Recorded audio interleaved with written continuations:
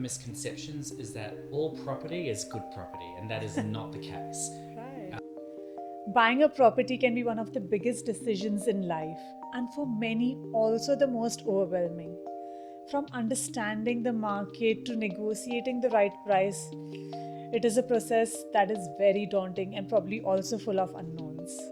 Which is why I'm so excited to have Ben Mitchell join us on the podcast today.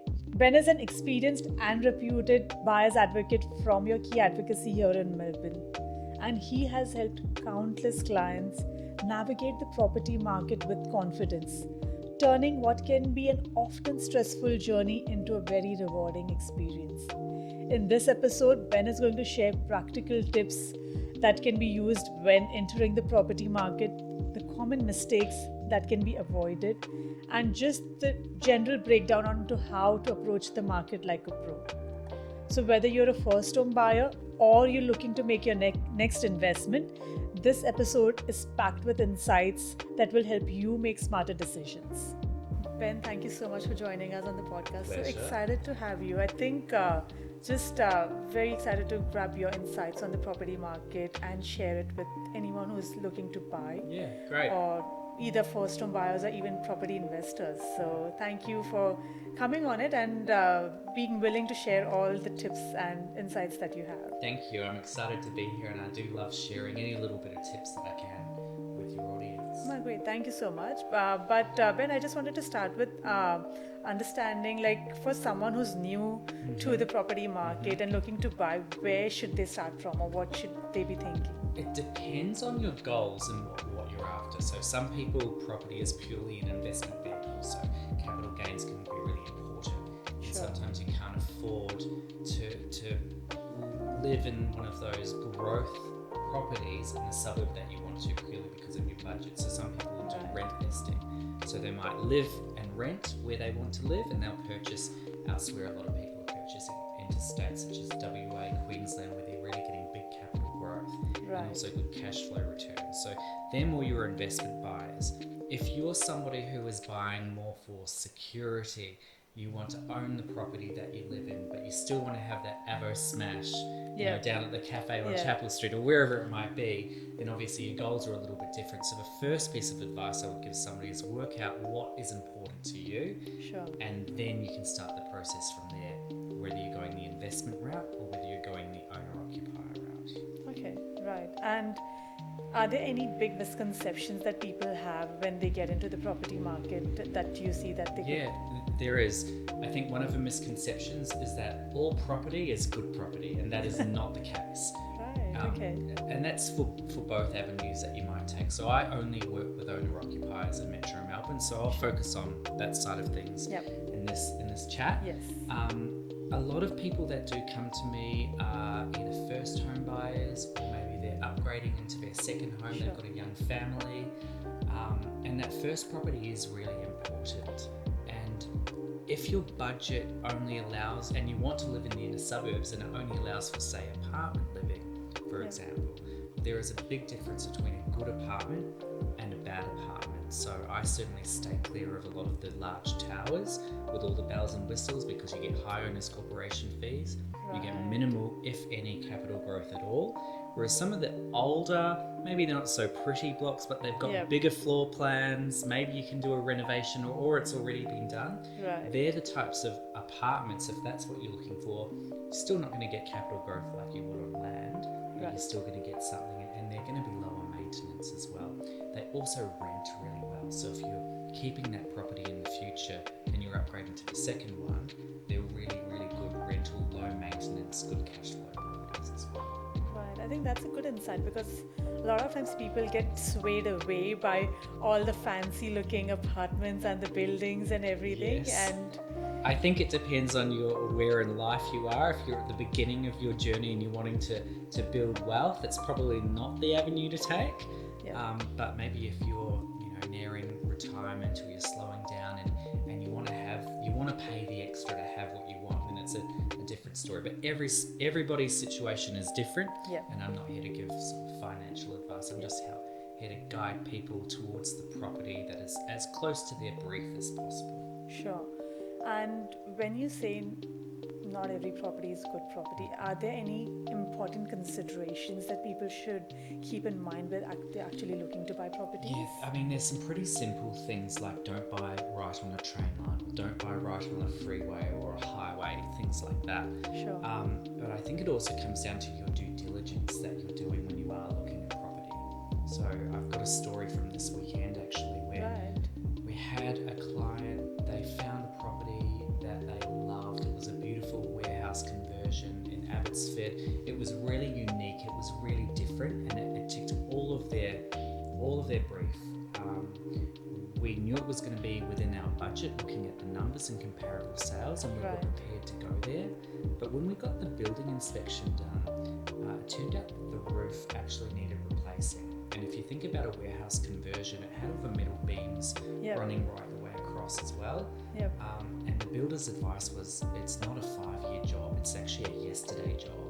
And it was going to be at least $100,000. So my client still wanted to pursue the property. We went to the auction, but I was able to really talk them down in terms of the price point, considering that they would have to outlay a lot of money straight away. What else could you buy if you had your budget plus the $100,000 that they were spending on the rectification work? You could probably buy a much better asset. Absolutely. So we actually watched it sell to somebody else on auction day, and yes, they were upset, but at the same time, at least they were able to go to sleep knowing, well, at least we don't have to replace. Or you don't have the roof falling over you anytime. Exactly. Oh my God. And is that not something that every buyer would do, or?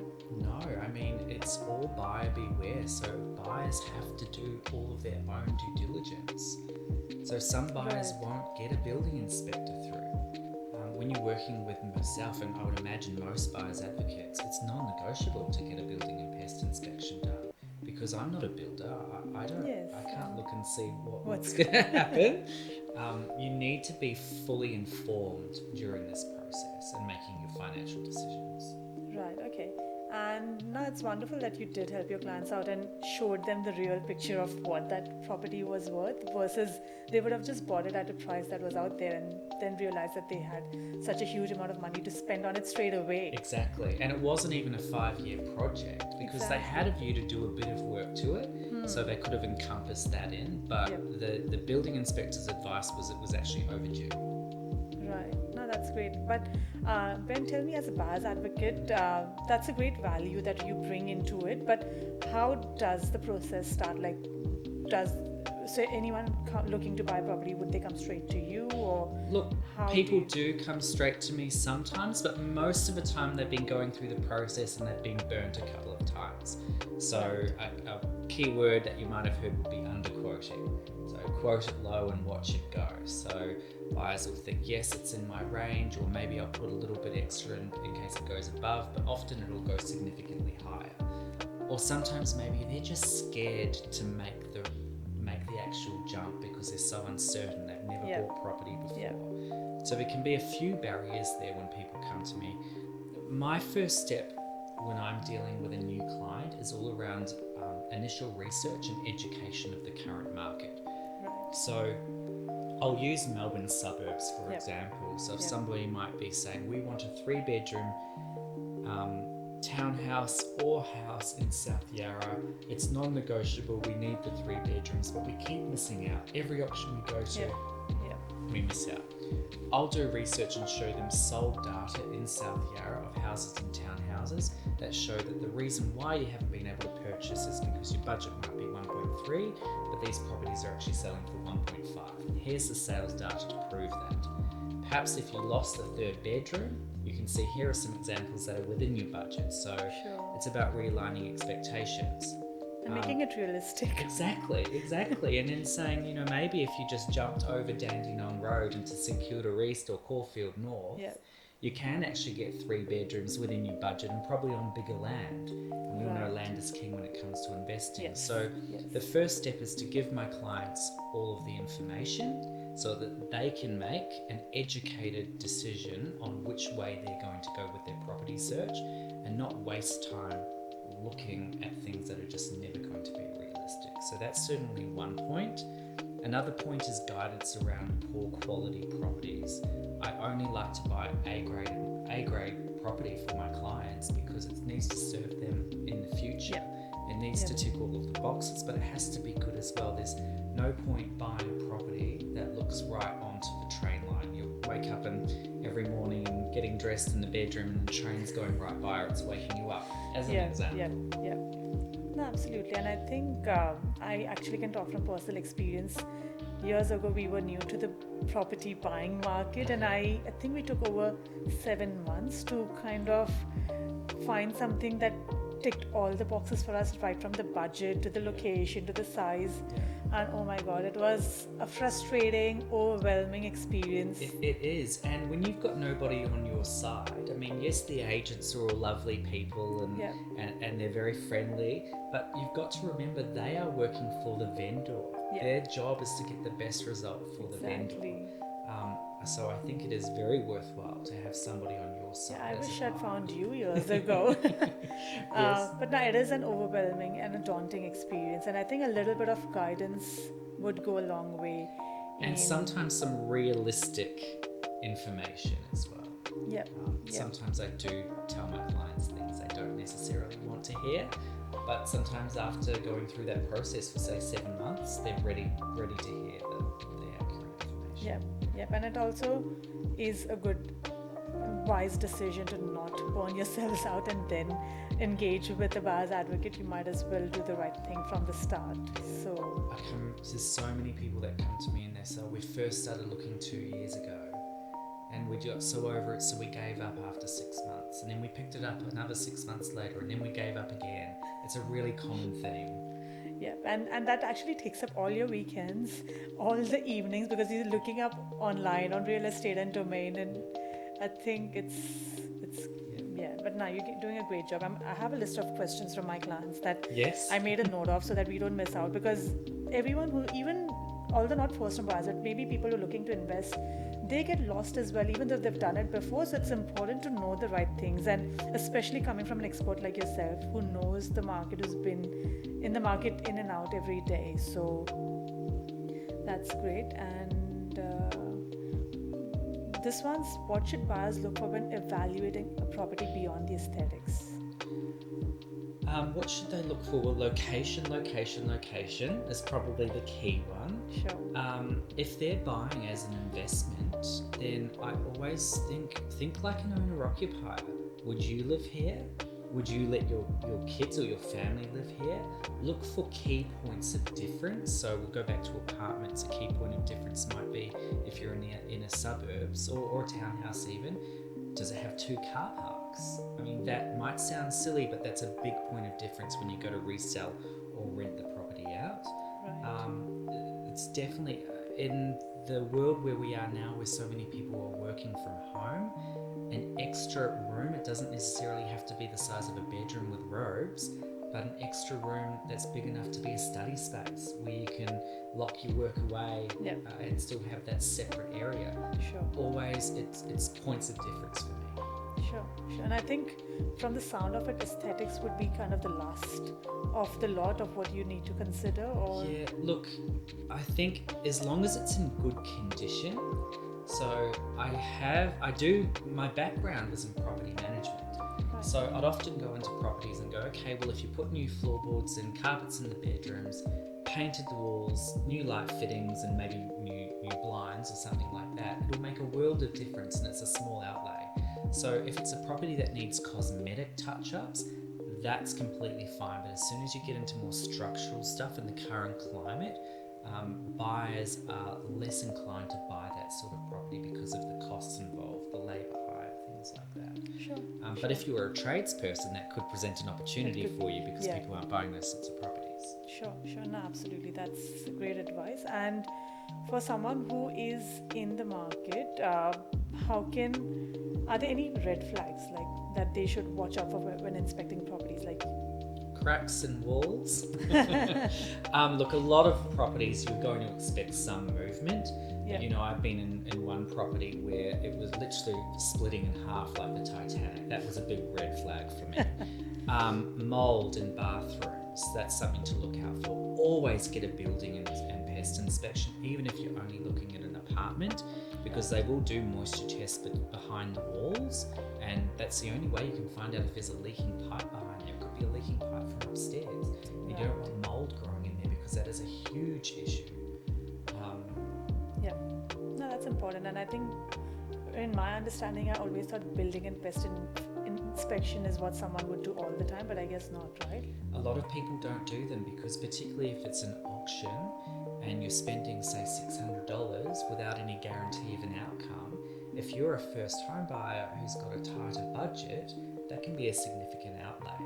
And I think that's where employing somebody like an advocate who can actually do the numbers for you and say, don't waste your time even looking at this property because it's going to be out of your budget, or point out some of the things that might be wrong with it, or say, look, here's all the evidence of comparable sales in the area. Here are the emotional drivers that other buyers are going to perhaps be attracted to the property, and here's my prediction of price point. Sure. As long as you're comfortable with that, then you must get a building pest inspection, because the risk is just too high if there's something wrong. Even with an apartment, if you haven't found out that there's moisture behind the walls and you need to rip off all the tiles, repipe it and dry it out for a week or however long Sounds it takes. huge.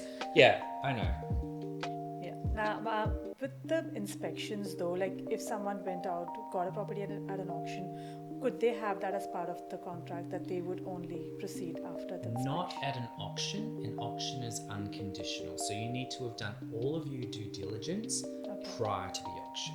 Right. If you are doing a private negotiation with a vendor, you can put a clause in there for say 3 or 5 business days that it's conditional on us being satisfied with a building and pest inspection. One thing that I'll point out there, get your conveyancer to give you wording for a building and pest inspection clause. Do not use the REIV clause that is automatically in the contract, because it's not sufficient. It only covers major structural issues, I think it is, and who defines what a major structural issue. So make sure if you are negotiating that you're putting in your own wording for the clause. Another note on that, if you are negotiating hard on price point as well though, you want to be in the most competitive position against your competition. So perhaps if you're confident you're going to be able to get it across the line and you want your offer to be stronger, perhaps get the building inspection done first so you don't need to have a clause in there. The less strings attached, the better if you're negotiating. Sure, no, absolutely. And I think, are there any other tips that you would like to give around the negotiation? Because that's another stage where it's kind of a make or a break for most people. Don't be scared to move fast and expect things to change quickly. Sure. So speed is often key. So I always have conveyancers, building inspectors ready to go. I've already introduced them to my clients so that when we get a contract, we can either get it reviewed really quickly, we can get a building inspector through within 24 hours, and if we need to strike fast, we can. That can make all the difference when you're actually negotiating. I've actually won a property before because I was able to click my fingers, get everything done in 24 hours in terms of the due diligence. We were unconditional. Somebody else had a building inspection clause in there, a finance clause in there, and they were $10,000 above us. Right. We actually ended up winning the property because our contract, we'd done all of our due diligence and our offer was completely unconditional. And that's a very good point about speed as well, because a lot of times people will get it and then they'll take all the time in the world to do the other bits. We've still got 2 weeks before the auction. Meanwhile, I'm out there getting everything ticked off so that I can strike. And perhaps if depending on the read of what the property is. Absolutely. But if I feel I need to strike fast and outmaneuver my competition, then I will. Sure. No, that's great advice. And do you have any specific advice for first home buyers? The first property is always the most important one. So yes, buy with your heart, but also buy with your brain as well. So make sure that you understand, particularly if it's an apartment, make sure you understand everything about the owner's corporation. Make sure you're looking at all of the risk involved. Maybe you might have to move out a couple of suburbs, because if want to buy something that's going to do you well in the long run. Yep. And yes, you have to balance the emotion with the finance and the reality of it. Sure. No, absolutely. And is there any specific advice that you have? Just hold on. I think one other thing I'd add around first home buyers and preparing themselves, get a team around you. Get a team that all know each other. So if you look at your conveyancer, your mortgage broker, building inspector, buyer's advocate, when we all know each other, it's so much easier to get all the right information easily and transparently. You've got a team of people working for you in your best interest. Yep. And sometimes if issues do arise, we can get them fixed or cleared up. Yep. You might not even know what's happened. Yeah, I agree. I think there's so much legalities, technical terms and everything involved that it's not possible for anyone, maybe not even a first home buyer, maybe a seasoned investor may not be able to get through those hurdles as well. Bring experts on who all know each other and can work for you. Yeah, I think that's a life advice that I live by as well. And how do buyers ensure that they're not overpaying for a property? Well, make sure that you've done all of your numbers. Make sure you understand the market. Make sure you understand who your likely competition is going to be, if there is any. Look at other properties that are on the market. How have they performed? How long were they on the market for? How are they better? How are they worse? Location, etc., etc. Sure. Make sure you understand your numbers. And if it feels like you're paying too much and the agents are trying to get more out of you, hold your ground. Sure. So either do the homework themselves or get an expert like yourself, a buyer's advocate, to do it. But and we can be really good sounding boards because we understand we're in the market every day. We know how different properties are performing. Like, for example, I know that properties that are unrenovated are not doing very well. Whereas I could have the property next door and it's completely renovated, turnkey, and that's going to fly. Sure. Understand where the value is and make sure that you know the market. Look, I often go and watch auctions in the areas that I'm looking, and it's not necessarily to know what the result is. I want to know how many people are putting up their hands and who are they? What's their demographic? Are they going to be competing with me in a couple of weeks' time if they've missed out? So understand the market that you're looking at. Wow, that's some solid research that goes into getting the right numbers and the dynamics in place. Exactly. Oh, that's great. And just a parting question, Ben. Are there any trends in the property market that buyers should keep an eye out on in the coming months especially? I think, look, interest rates, who really knows, but it is spoken about that they will start to come down. Not a huge amount, but they will come down at the start of next year is what the chatter is. And when that does happen, there'll be a lot of confidence all of a sudden in the marketplace. So there's been real low level of quality stock because all the media out there is saying, oh, the Melbourne market's so bad, it's going backwards. So if you're a vendor looking to sell, unless you have to sell, you're probably holding on to it. Sure. So when interest rates do drop, you'll probably see the spark in activity. There'll be more buyers out there, but there'll also be more stock coming onto the market because there's more confidence. Okay. That's my prediction for next year. When interest rates do start moving, if they do start moving, I don't have a crystal ball, but if they really want to buy, in that case, now could be the time then where the pricing may be in their favor versus... I certainly would be, but that doesn't mean you're going to get a bargain, because I'll go back, I like to buy A-grade properties for my clients. So if you look at unrenovated versus turnkey, you're not going to get a bargain, but it probably is still...